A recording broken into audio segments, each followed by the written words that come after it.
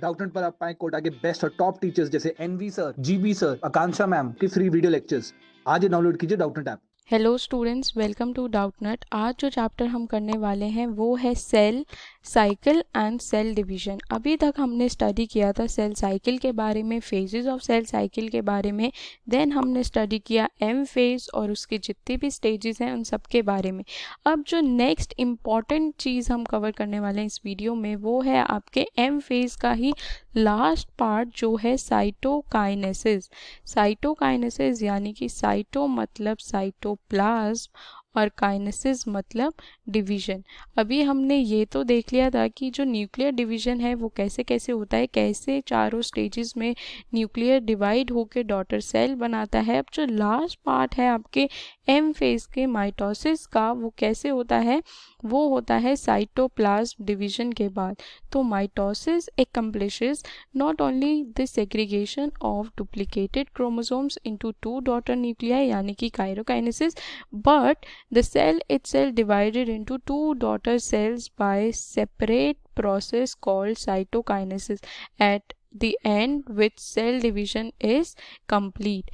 यानी कि जो सेल है वो खुद को सिर्फ न्यूक्लियर डिवीजन तक ही नहीं रखता। न्यूक्लियर डिवीजन होने से क्या होता है, जो डॉटर न्यूक्लियाई हैं वो तो डिवाइड हो जाते हैं, लेकिन लास्ट में क्या होता है, आफ्टर टीलोफेज फिर आती है साइटोकाइनेसिस, जिसमें सेल क्या करता है, खुद को डिवाइड करता है दो अलग अलग डॉटर सेल के अंदर और अपने साइटोप्लाज्म को डिवाइड करता है, और इस प्रोसेस को हम कहते हैं साइटोकाइनेसिस। तो यानी कि जब दो डॉटर सेल सेपरेट होंगे, जब उनके साइटोप्लाज्म का डिवीजन होगा, तो उस प्रोसेस को कहते हैं साइटोकाइनेसिस। अब ये जो साइटोकाइनेसिस है ये भी आपकी दो तरीके की होती है। एक होती है एनिमल साइटोकाइनेसिस और दूसरी होती है आपकी प्लांट साइटोकाइनेसिस। अब एनिमल्स के अंदर साइटोकाइनेसिस जो है यानी कि साइटोप्लाज्म डिवीजन जो है वो अलग तरीके से होता है, और जो प्लांट्स हैं उनके अंदर जो साइटोप्लाज्म का डिवीजन है वो भी अलग तरीके से होता है। तो पहले हम बात करेंगे एनिमल साइटोकाइनेसिस की। तो क्या होता है, एनिमल सेल के अंदर जो साइटोकाइनेसिस है वो कैसे होती है, and in an animal cell this is achieved by the appearance of a furrow in the plasma membrane। क्या होता है, इसके अंदर हमें फरो दिखता है, और जो फरो है वो क्या करेगा, gradually deepens and ultimately join the center dividing the cell cytoplasm into two। अगर हम सपोज करें ये दो सेल हैं आपके, ठीक है, ये अब क्या होगा, इसमें कैसे होगा डिवीजन, तो ये जो है, सॉरी ये मैंने गलत बनाया है, यहाँ पे मैं दोबारा से बनाती हूँ, ठीक है। यहाँ देखेंगे, अब हमारे पास ये सेल है, ठीक है। अब हमें यहाँ पे साइटोप्लाज्म का डिवीजन करना है, तो ये सेल से एनिमल सेल्स के अंदर कैसे होती है, ये जो सेल है अब यहाँ पे डीप फरो जो है वो बनता है। अब ये जो फरो है ये क्या करेगा, अंदर की तरफ इंक्रीज होता रहेगा ग्रेजुअली, और ये क्या करेगा, एक प्लेट बना देगा और ये ज्वाइन हो जाएगा ऐसे यहाँ, और ये हो जाएगा ऐसे, और ऐसे दो सेल्स जो हैं वो आपके फॉर्म हो जाएंगे। तो इस तरीके से क्या होती है, एनिमल साइटोकाइनेसिस होती है, यानी कि फरो बनता है और वो अंदर की तरफ डीप होता जाता है और सेल को दो पार्ट्स में डिवाइड कर देता है। लेकिन अब प्लांट साइटोकाइनेसिस में इसका बिल्कुल ऑपोजिट होता है। प्लांट साइटोकाइनेसिस में क्या होता है, plant cells however are enclosed by a relatively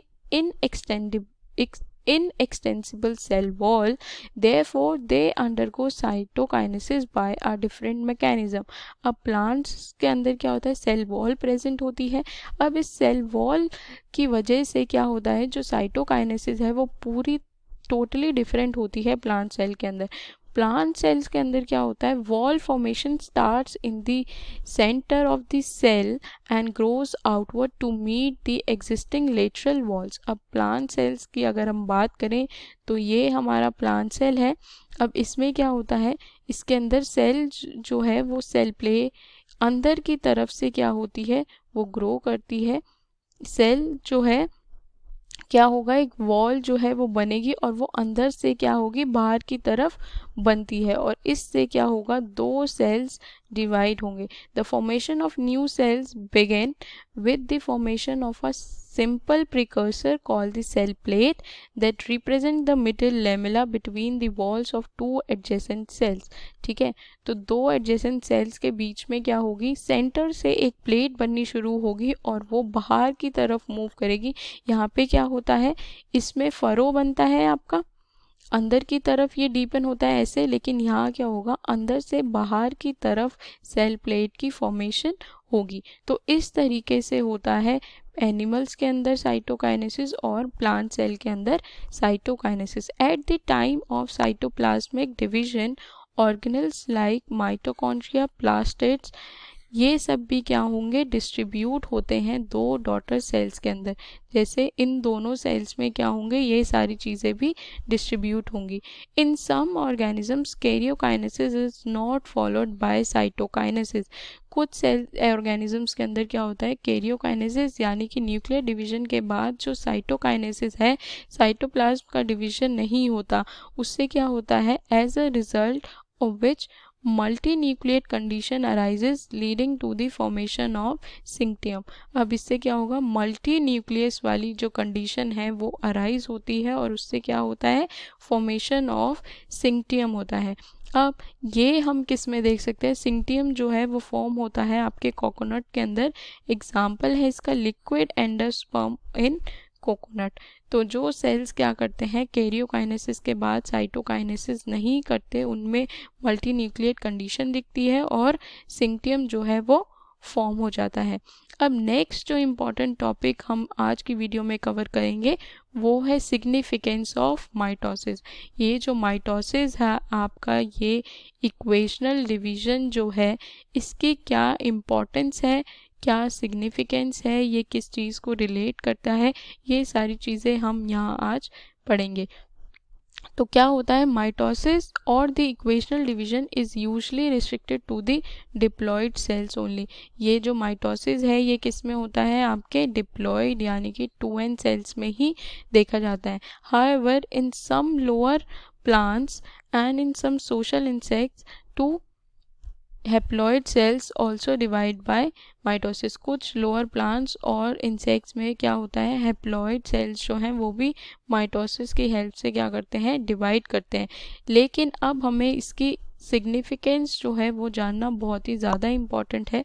तो माइटोसिस क्या करता है, माइटोसिस जो है results in the production of diploid daughter cell with identical genetic complement. यानी कि माइटोसिस से क्या होता है, एकदम क्लोन होते हैं, क्लोन फॉर्मेशन होती है. क्लोन फॉर्मेशन का यहाँ मतलब है एकदम आइडेंटिकल डॉटर सेल्स जो हैं वो प्रोड्यूस होते हैं आपकी माइटोसिस से.